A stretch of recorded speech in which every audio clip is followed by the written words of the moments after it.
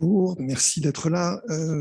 Mon intervention va être beaucoup plus généraliste que celle de mon prédécesseur, mais vous verrez qu'il y aura quelques croisements, notamment quant à la question de l'évaluation politique des positions qui ont été prises par le mouvement Arts and Crafts au début, et puis dans sa descendance par l'Art Nouveau et les arts déco qui ont succédé, voilà, avec toutes les réserves déjà dites à l'Art Nouveau. Parce qu'on a quelques problèmes techniques à l'arrivée, donc c'est a priori réglé. OK. Donc, la destinée des artistes, hein, leur renommée ou leur gloire est une chose très, très fluctuante, on le sait. Parmi ceux dont on parlait le plus quand j'avais 30 ans, c'est-à-dire je pense à peu près l'âge de beaucoup d'entre vous, entre 20 et 30 ans, hein, dont on parlait beaucoup, connaît aujourd'hui quelque chose comme véritablement une traversée du désert. Sans doute parce qu'il n'a pas d'actualité marchande et que le monde de l'art aujourd'hui, que la marchandisation dans le monde de l'art a atteint des sommets à peu près inimaginables. Et cet artiste, c'est Joseph Beuys. Quand je faisais cours sur lui à mes élèves, j'ai été enseignant pendant 20 ans, je commençais souvent mes cours par un tout petit extrait d'une interview qui a été autrefois diffusée sur Arte. J'ai eu à l'époque l'intuition de pirater l'émission en question, donc j'en dispose, elle est à peu près introuvable. Et je vais vous en montrer tout de suite un extrait, il y a tout dedans, c'est-à-dire qu'il y a à la fois la mise en scène dans laquelle Beuys était passé maître. Vous allez voir qu'il répond aux journalistes qu'il interroge chez lui dans un intérieur qui est une mise en scène de la modestie. Il est affublé du chapeau qu'on lui connaît, du gilet qui lui sert de marque de fabrique. Donc il y a à la fois cette mise en scène qui est de nature à exaspérer, et il y a d'un autre côté ce que je crois être la sincérité de l'artiste. Et une assez belle définition de l'art et du beau. Je vous montre l'extrait, il dure 1 minute 30.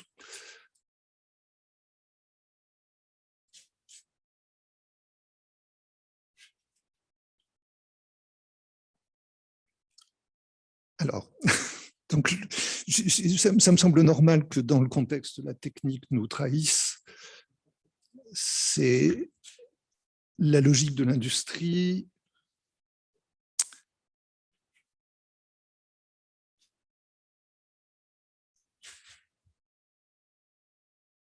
Ça a eu marché, hein, comme disait Fernand Reynaud il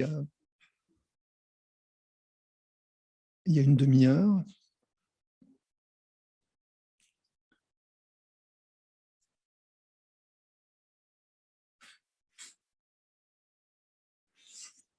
Laissez tomber, la trahison de l'industrie est normale dans le contexte. Donc, je vous raconte un peu le film.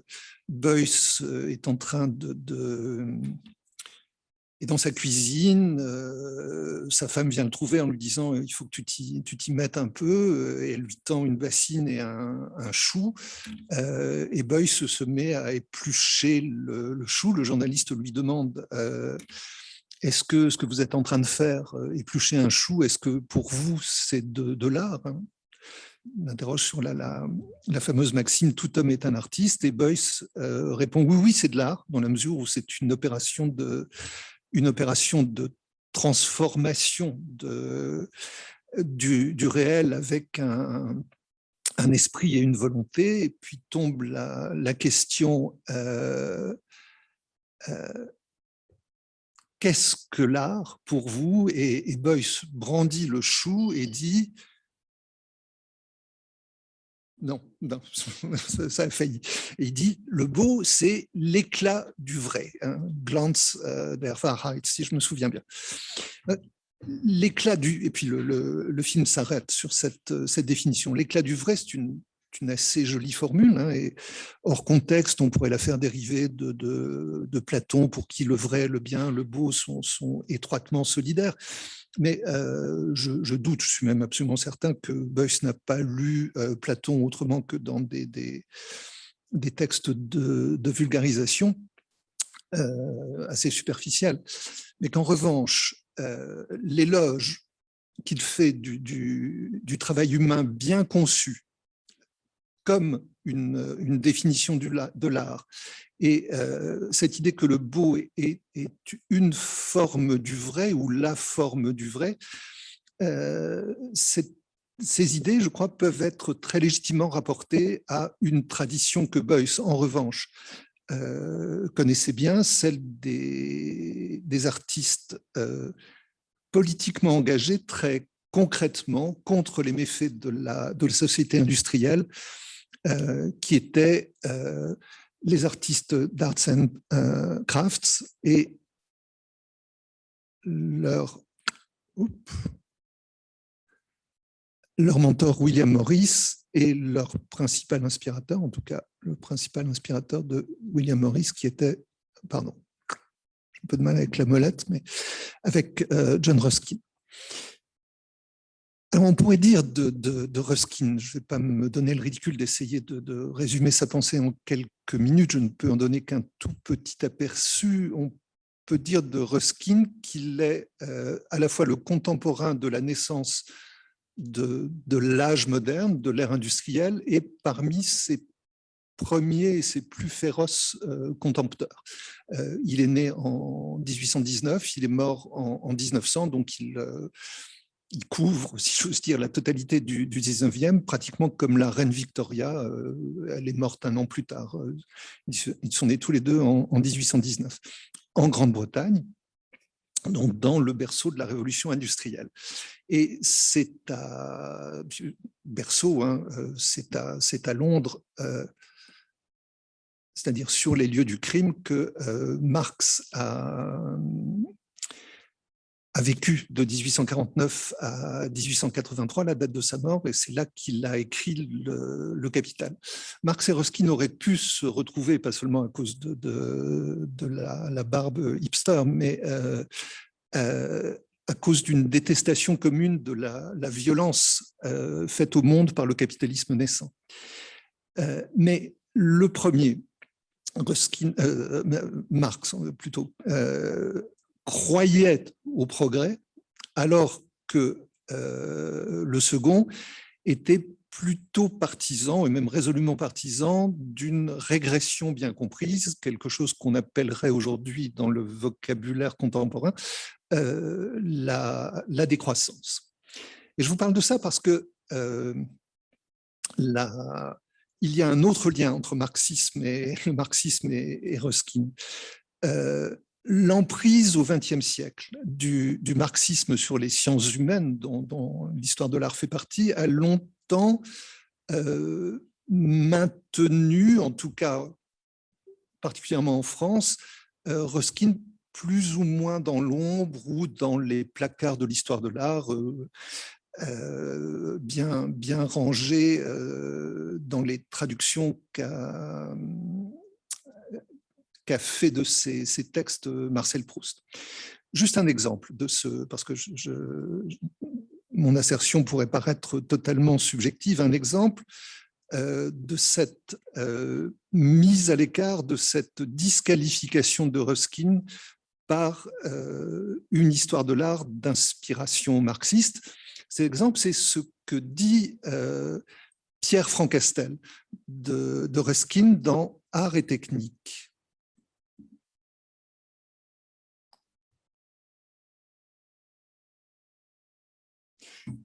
Donc Pierre Francastel, c'est le promoteur en France promoteur plus qu'estimable, hein, d'une histoire sociale de l'art qui a été voilà, une figure dominante dans les années 50 et 60 et encore une figure dominante pour ma génération d'étudiants. Voilà ce que dit Francastel à propos de Ruskin. Dénonçant dit-il, la laideur, Ruskin a dénoncé aussi le progrès, toutes les tentatives en bloc du modernisme. Il a joué par là un rôle de facilité. De tout temps, les milieux dirigeants ont souhaité que des poètes célèbrent la nature et les joies pures de la contemplation. Le joueur de pipeau est moins encombrant qu'un apprenti forgeron. Opposition irréductible entre l'art et l'industrie, croyance dans le caractère inspiré de la contemplation esthétique, opposition entre l'activité faustienne de l'homme et la nature, tels sont les premiers thèmes que l'on rencontre dès le milieu du XIXe. Ils s'expliquent très aisément par l'époque, par les idées dominantes et par le milieu où apparurent les premiers théoriciens de l'industrialisation. Pour les marxistes, c'était assez simple. Ruskin était un esthète passéiste et un dandy, qui plus est bigot. Il était ce que les marxistes appelaient un idiot utile au service du capitalisme. Je crois que c'est naturellement beaucoup plus compliqué que ça. Le Ruskin qui nous intéresse, enfin, qui m'intéresse, celui qui va être vraiment le compagnon de route de la mouvance Arts and Crafts, le critique engagé, celui qui va dénoncer l'architecture moderne et défendre l'idée du travail bien pensé et bien récompensé. Cet homme-là n'est pas apparu d'un seul coup. Ruskin, qui avait la chance de vivre de ses rentes, s'est d'abord intéressé à la peinture. Donc l'ouvrage qui a fait sa notoriété sont les 5 tomes des peintres modernes. La publication s'échelonne de 1843 à 1860. Je simplifie un peu pour essayer d'aller un peu plus vite, mais à partir de cet intérêt premier pour la peinture, Ruskin va effectuer de très nombreux voyages en Italie pour nourrir sa connaissance de l'art. Et c'est pendant ces voyages en Italie qu'il va être intrigué par l'architecture. Il a regardé de très près celle de Venise et tout ce qui la menaçait, qui la menace encore, c'est-à-dire à la fois la ruine, voilà, les mouvements de l'eau, la question des pilotis, et puis de l'autre, les restaurations abusives. Et ce deuxième élément est important. De ces voyages en Italie et de cette connaissance de la ville de Venise vont sortir 2 livres déterminants, les 7 lampes de l'architecture et les pierres de Venise un peu plus tard. Je vous propose de regarder d'un tout petit peu près les 7 lampes de l'architecture parce que je crois que c'est l'ouvrage où s'élabore le plus clairement ce que j'appelle l'esthétique de la vérité, hein, le titre de ma petite intervention, l'esthétique de la vérité, qui va infuser le mouvement Arts and Crafts et dont on va retrouver quelque chose chez Joseph Beuys bien plus tard. Alors, cette lampe, le titre est un peu mystérieux. Si on le traduisait en français courant, ce serait les 7 grands principes sacrés de l'architecture. 7 grands principes sacrés de l'architecture, c'est une référence aux 7 branches du chandelier bien connu dans la tradition du judaïsme. Un de ces principes sacrés de l'architecture, c'est ce que Ruskin appelle la lampe de la vérité. Je vous en lis juste quelques extraits.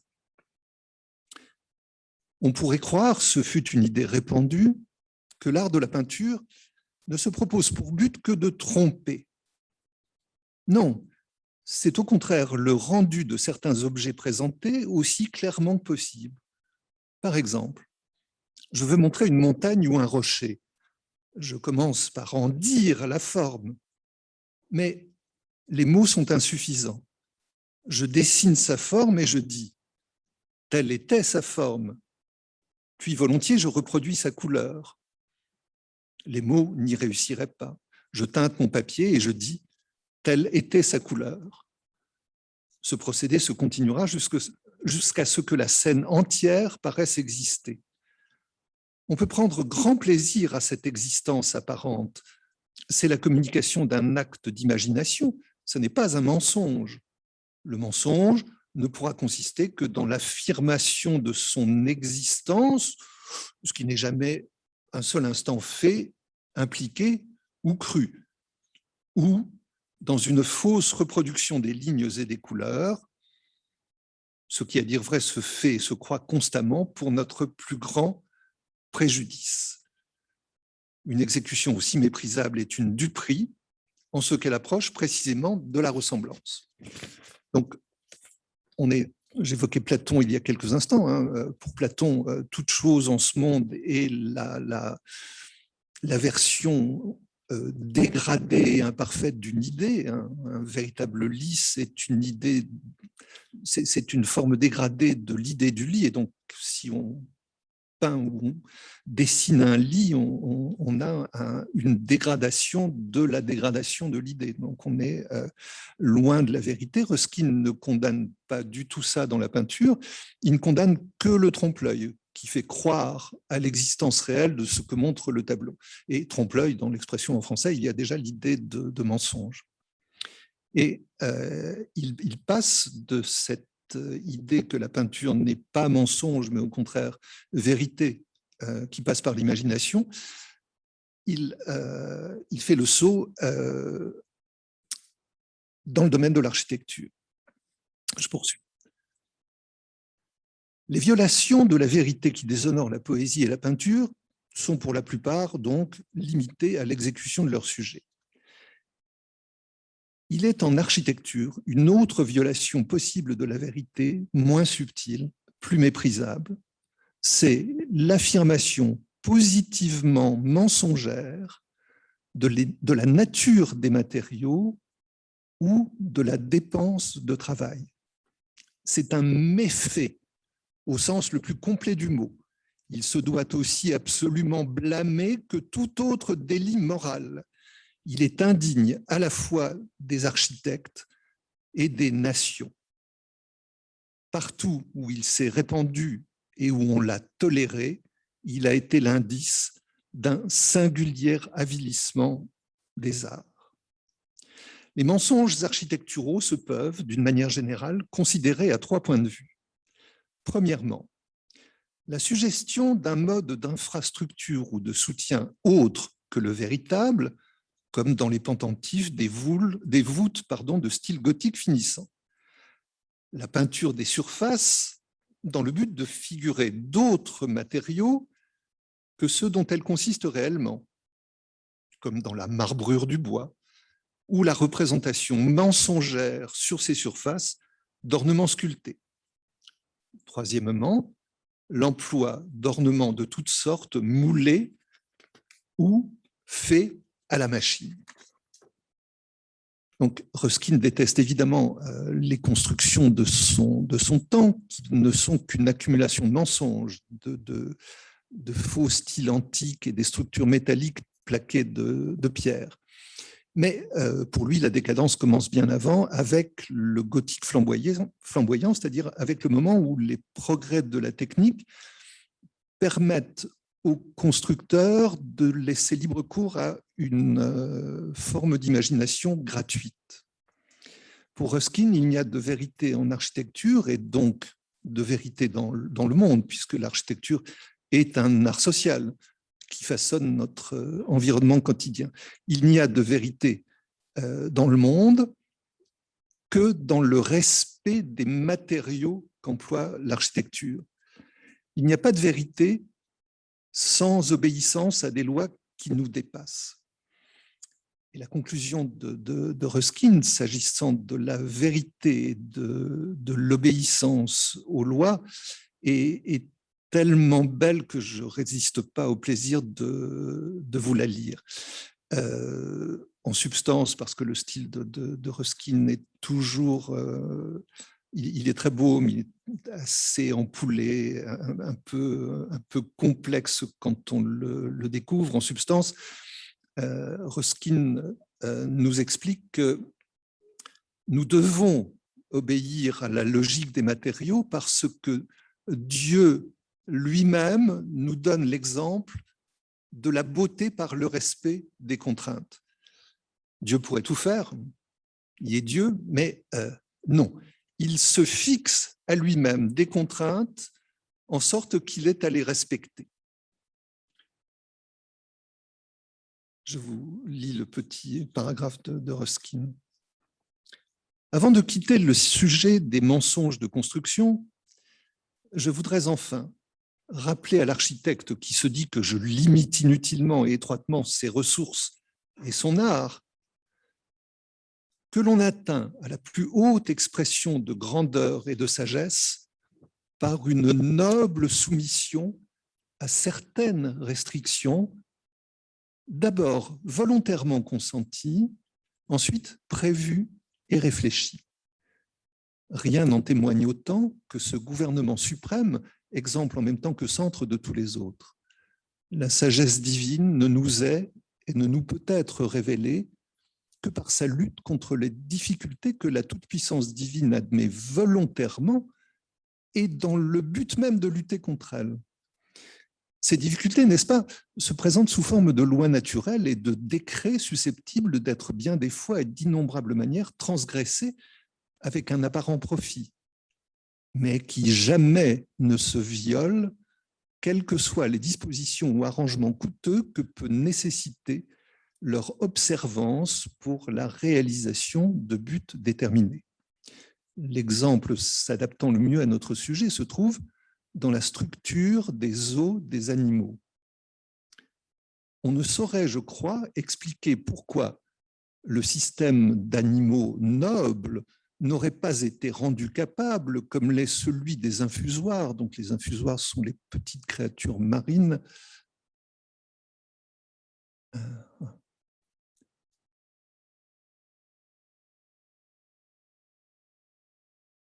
Voilà, je vous les montre dans une planche célèbre du naturaliste allemand Ernst Haeckel, qui a inspiré beaucoup les artistes de l'Art Nouveau. Donc,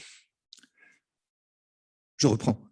On ne saurait, je crois, expliquer pourquoi le système d'animaux nobles n'aurait pas été rendu capable, comme l'est celui des infusoires, de sécréter du silex au lieu de phosphate de chaux, ou plus naturellement encore du carbone, leur formant ainsi des os de diamant. L'éléphant, le rhinocéros, si la partie terreuse de leurs os avait été faite de diamants, pourrait être aussi agile et léger que des sauterelles, et d'autres animaux auraient été créés bien plus magnifiquement colossaux qu'aucun de ceux qui foulent le globe.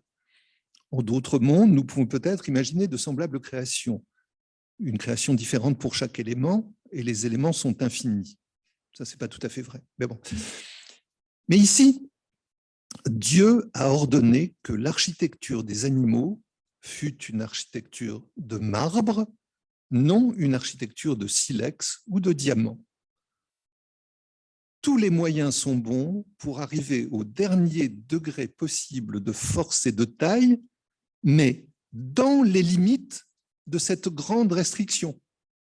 Je vais faire les animaux en marbre, se dit Dieu, pas en silex ou en diamant, ce qui serait possible puisque je fais des infusoires. Pardon de prendre la place de Dieu. C'est entre les choses un peu plus palpables.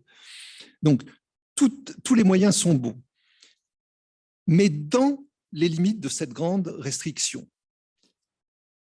La mâchoire de l'ichthyosaure est faite de pièces rivées, la jambe du mégathère a 1 pied d'épaisseur, la tête du mylodon a un double crâne. Nous, dans notre logique, nous aurions donné aux reptiles une mâchoire d'acier, aux mylodons un fronton de fonte, oublieux du grand principe dont témoigne toute la création, que l'ordre et le système sont choses plus nobles que la force. Dieu nous montre en lui, pour étrange que ce puisse paraître, non seulement la perfection de l'autorité, mais encore la perfection de l'obéissance, obéissance à ses propres lois. Je ne peux pas m'empêcher de trouver ça magnifique. Un Dieu qui, enfin, on pourrait développer ça, on trouve des choses un peu équivalentes dans la mystique juive, un Dieu qui se fixe volontairement des limites. Donc, l'intérêt de Ruskin pour l'architecture a une conséquence très directe par rapport au début de sa carrière dans la critique de la peinture. La réception publique d'une aquarelle de Turner, mettons, c'est l'artiste que Ruskin a défendu le plus, est éventuellement une affaire sociale. Mais la dimension sociale est très marginale dans le dossier de l'aquarelle de Turner. L'architecture, en revanche, c'est, je le disais, l'art social par excellence, celui qui engage le monde du travail tout entier, le commanditaire, les techniciens, les ouvriers et les usagers, toute la chaîne. Et ça va conduire Ruskin à s'intéresser de près au territoire de la politique qu'il n'avait pas effleuré auparavant. Et on trouve dans les 7 lampes de l'architecture des diatribes absolument féroces et magnifiques contre la société industrielle et ce qui en est pour Ruskin l'incarnation et la condition de survie, c'est-à-dire le chemin de fer. Il n'a pas de mot assez dur contre ce moyen de transport que personne, dit-il, n'emploierait s'il n'y était obligé. Et il s'agace tout particulièrement contre l'architecture décorée des gares. S'il y a bien un lieu, écrit-il, où personne ne peut jouir du calme nécessaire à la contemplation d'un décor, c'est la gare. Et pourtant, on s'acharne à construire en Angleterre les gares comme des temples grecs,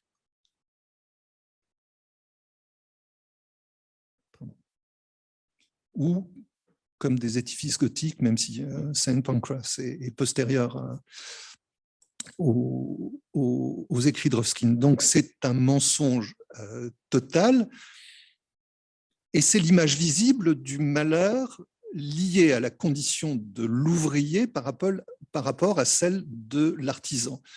Le beau ruskinien en architecture est à la fois donc l'indice du vrai, l'indice d'une obéissance à une logique, éventuellement une logique qu'on s'est imposée, et aussi la trace du bonheur des constructeurs.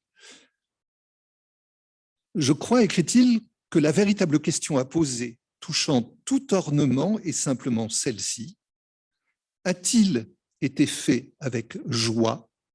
L'artisan était-il heureux en y travaillant? Ce peut être le travail le plus pénible possible, d'autant plus pénible que tant de plaisir y fut pris. Mais il faut qu'il ait été heureux ou il ne sera pas vivant. Quelle somme de travail du maçon cette condition exclurait-elle? Je ne me risquerai pas à l'envisager, mais la condition est formelle. On a récemment édifié une église gothique près de Rouen, il ne dit pas laquelle. Elle est, à dire vrai, assez vulgaire dans sa composition générale, mais excessivement riche en détails. La plupart de ceux-ci sont dessinés avec goût et de toute évidence sont l'œuvre d'un homme ayant étudié les travaux de l'Antiquité. Mais c'est tout aussi mort que les feuilles en décembre. Il n'y a pas sur toute la façade une seule touche tendre, une seule touche ardente. Les hommes qui l'ont faite la détestaient et furent contents d'en avoir fini. Tant qu'on travaillera de la sorte, on ne fera que surcharger vos murailles de forme d'argile. Les guirlandes de lierre du Père-Lachaise sont une décoration plus gaie. Vous n'obtiendrez pas le sentiment en payant. L'argent ne peut acheter la vie. Et le concept clé de William Morris, qu'on peut considérer vraiment comme la figure principale de la mouvance qu'on appelle aujourd'hui Arts and Crafts, et qui est l'objet du séminaire auquel nous participons, ce concept clé pour Arts and Crafts vient directement de ce texte de Ruskin. Il tient en une phrase l'art et une phrase de Maurice, qui est d'ailleurs écrite dans une préface à Ruskin. L'art est l'expression de la joie que l'homme tire de son travail. Ruskin est évidemment, alors pour l'essentiel, un théoricien. C'est un peu un artiste. Ses aquarelles sont souvent absolument magnifiques. Il s'intéressait beaucoup à la géologie. Il a fait des aquarelles de sites géologiques somptueux, comme celle de cette falaise de Gneiss. C'était aussi un peu un militant politique, mais alors je crois que côté militantisme politique, Ruskin était véritablement à côté de la plaque. Il a écrit des lettres aux travailleurs britanniques qui s'intitulent « Force clavigera ». Alors, même pour un latiniste confirmé, force clavigera, c'est à peu près incompréhensible. Force, c'est le sort, le hasard, et clavigère, au nominatif, c'est le porteur de massue. Alors, ce que comprenaient les travailleurs de Manchester ou de Leeds à force clavigera, on peut vraiment s'interroger. Donc, essentiellement un théoricien, un artiste, et puis un militant politique, parfois maladroit. William Morris, en revanche, est présent sur tous les fronts. C'est-à-dire que c'est à la fois un peintre, un artisan, un écrivain, un traducteur, il a appris l'islandais pour traduire les sagas, et un activiste politique qui avait, lui, je crois, en revanche, un ton extrêmement juste. Et parmi ces innombrables écrits politiques, il y en a un assez tardif, c'est une conférence qu'il a donnée à Manchester en 1894, c'est-à-dire 2 ans avant sa mort. Cette conférence s'intitulait The Age of the Makeshift. On le traduit en français, c'est plutôt mieux par l'âge de l'ersatz, même si c'est un anachronisme, puisque le mot ersatz s'est diffusé en allemand. Ersatz, c'est le succédané. Il s'est diffusé en Europe après la Première Guerre mondiale, où la pénurie avait engendré la fabrication de beaucoup de succédanés. Makeshift en anglais, c'est à peu près la même chose, mais c'est moins efficace que l'équivalent mondial qui est aujourd'hui le mot ersatz. Dans l'âge de l'ersatz, Maurice recense tous les succédanés, donc tous les écarts par rapport à la vérité des choses que nous impose l'ère industrielle. C'est un texte extraordinaire et qui a ceci d'admirable que quand on le lit aujourd'hui, il n'a pas pris une ride. Je vais maintenant, donc écrit Maurice en 1894, passer en revue un certain nombre d'ersatz afin d'examiner ce qu'ils contiennent de funeste et quel genre d'espoir éventuellement ils autorisent. Je suis venu aujourd'hui, je ne vous le cache pas, pour critiquer un état de fait, mais le dénoncer sans chercher à le redresser serait, à mon sens, une vaine entreprise. Vous allez penser que la plupart des exemples que j'ai choisis sont des bagatelles, mais l'ersatz est si omniprésent, si intimement lié à toute la trame de la société actuelle, que je préfère me pencher sur quelques cas que je connais bien. Je pense pouvoir conclure cet exposé par la description de l'inquiétant tableau que compose l'addition de tous ces ersatz, la vie civilisée n'étant plus qu'un ersatz en comparaison de ce que devrait être la vie sur Terre. Je commencerai avec des exemples très terre-à-terre par le sujet trivial, prosaïque du boire et du manger. On y trouve donc des ersatz que trop, hélas.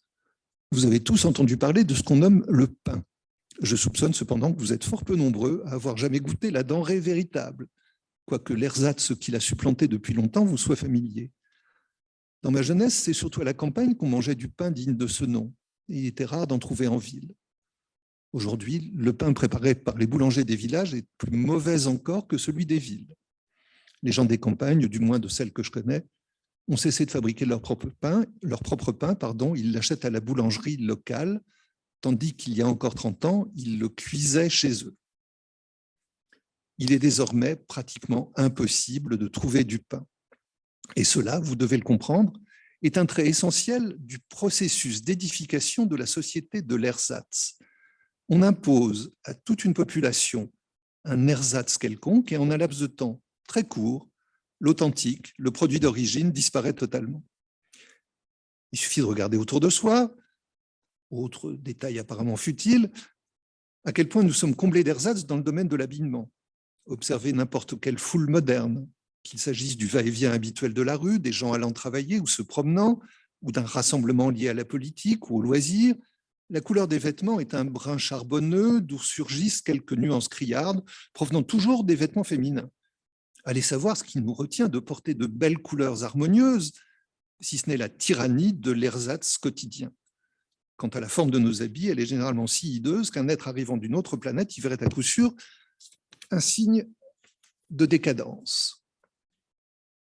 J'ai le sentiment que vous m'en voulez, là c'est Maurice qui parle, mais je pourrais reprendre à mon compte, que vous m'en voulez de m'attarder sur ce sujet. Je décocherai quand même un dernier trait en vous demandant ce que vous pensez des ersatz de chaussures produits aujourd'hui et des déformations des pieds et des jambes qu'ils entraînent. Quoi qu'il s'agisse d'un autre point de détail, j'aimerais pouvoir acheter de la bonne coutellerie, quitte à la payer au prix fort. C'était possible il y a 30 ans, plus maintenant. On ne peut nulle part acheter un couteau dont la lame reste tranchante.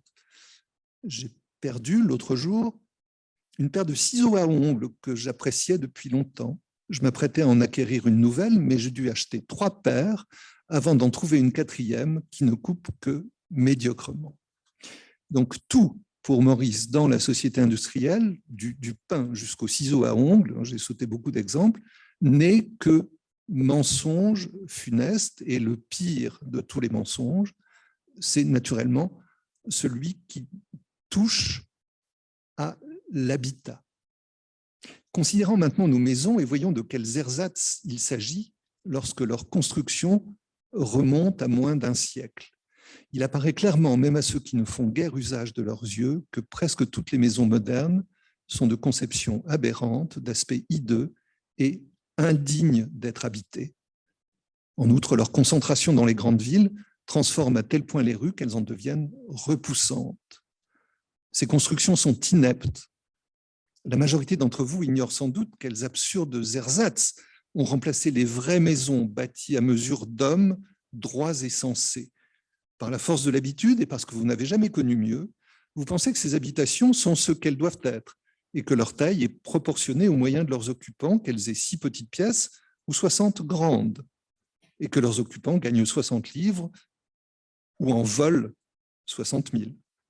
Et je vous donne ma parole que les rues où étaient érigées de vraies maisons charmaient le regard et élevaient l'esprit.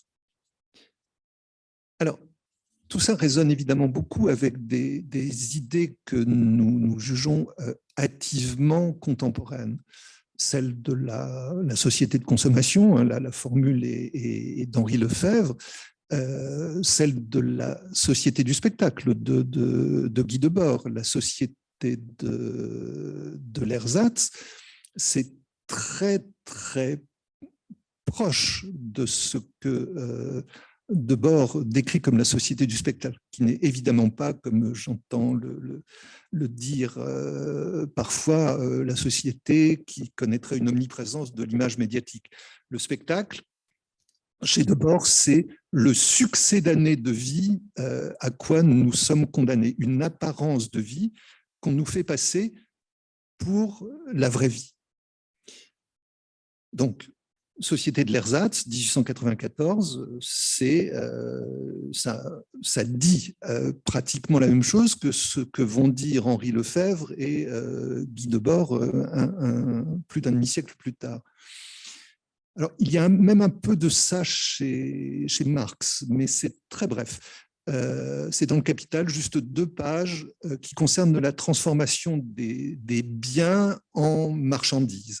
Cette transformation est définie comme une opération de prestidigitation, donc une spectacularisation, si on veut, un mensonge, un tour de passe-passe théologique. Mais sinon, Debord est, à le lire avec un peu de recul, bien plus mauricien à beaucoup d'égards qu'il n'était marxiste. Naturellement, aujourd'hui, tous les discours de l'écologie politique peuvent se reconnaître dans les textes de Maurice, et ils sont quasiment déjà présents dans les écrits de Ruskin. Ça n'est pas un hasard si Maurice s'est retiré dans un manoir à la campagne, sa maison de Kelmscott, qui est ici figurée dans une de ses éditions, l'édition des nouvelles de Nulle part dans ses propres imprimeries. Les nouvelles de Nulle part, c'est une utopie.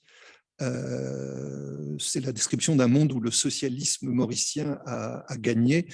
Mais je dois dire qu'autant la lecture des pamphlets est réjouissante, autant la lecture des News from Nowhere est assez pesante, hein, et il n'y a pas de hasard. On fait de la meilleure littérature avec le malheur qu'avec le bonheur.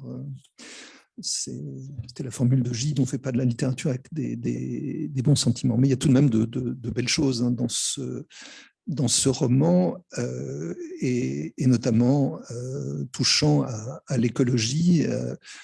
William Morris avait assisté au fameux Bloody Sunday, qui était ce dimanche à Londres où des protestataires irlandais avaient été très sauvagement réprimés à Trafalgar Square.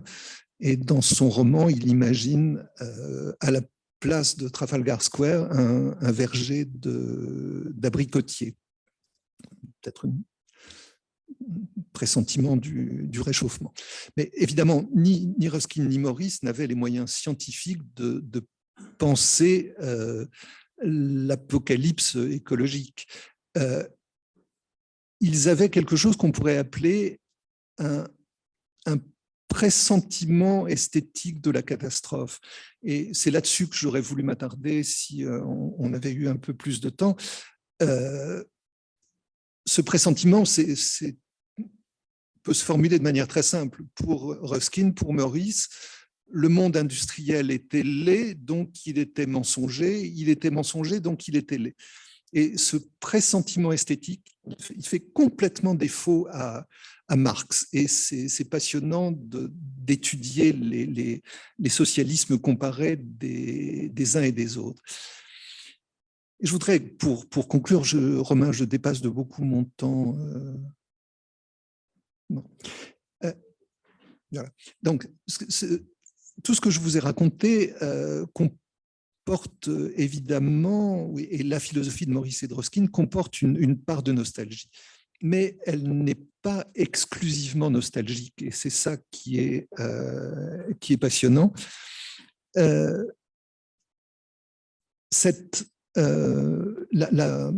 La modernité de leur pensée se lie très clairement dans leur prise de position contre la restauration des monuments anciens.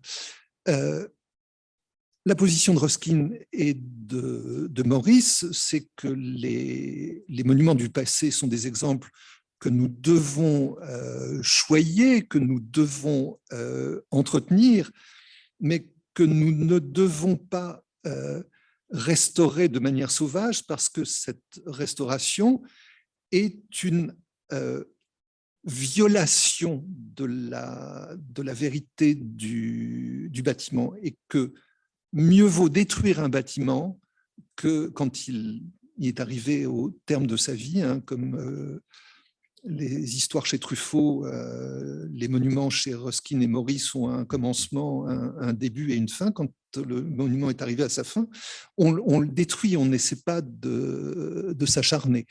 Et voilà, je vais sauter les passages que je voulais vous lire de Maurice, mais ils disent ça. Hein. cette sorte de falsification qu'on appelle restauration était impossible jadis, soit du fait de l'ignorance des architectes, soit de ce que l'instinct les retint. Une église du XIe pouvait être agrandie ou modifiée au XIIe, au XIIIe, au XIVe, au XVe, au XVIe et même au XVIIe et encore un peu au XVIIIe.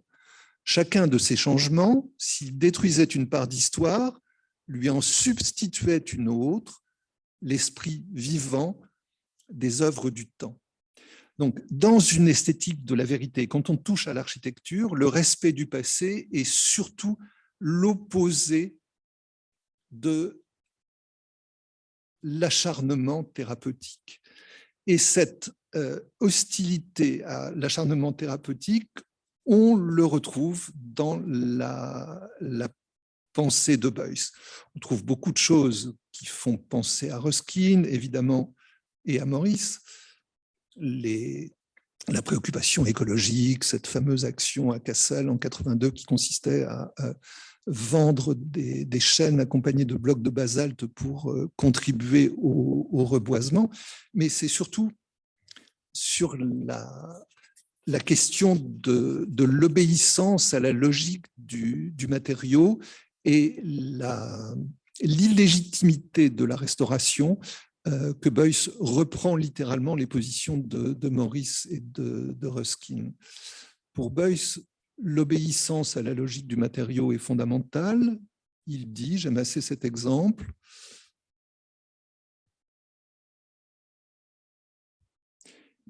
il n'y a pas de silex moche, parce que voilà, les contraintes sont extrêmes, le silex est très dur, il faut le tailler, il faut qu'il tienne dans la main, il faut qu'il soit pointu d'un côté et qu'il coupe sur une tranche. Les règles sont... Et donc, il passe en revue des silex en disant il n'y a aucun n'est moche. En revanche, alors je suis dans la cité du design, je vais prendre des tomates, mais si on laisse des designers, même des grands, si on les laisse imaginer hors des contraintes du matériau des outils coupants, on peut assez facilement approcher du kitsch. Et je voudrais conclure, cette fois-ci vraiment conclure, avec une anecdote. Vous connaissez sûrement dans les collections du Centre Pompidou, dont je me suis occupé pendant presque une décennie, les collections contemporaines, de Beuys, l'infiltration homogène, le piano emballé et la peau. Vous connaissez peut-être moins leur histoire. Infiltration homogène, donc le piano emballé a été acheté assez tôt dans les collections et exposé au Centre Pompidou à l'époque où la surveillance n'était pas trop pointilleuse, donc beaucoup de visiteurs venaient vérifier s'il y avait véritablement un piano dans le feutre, tapotaient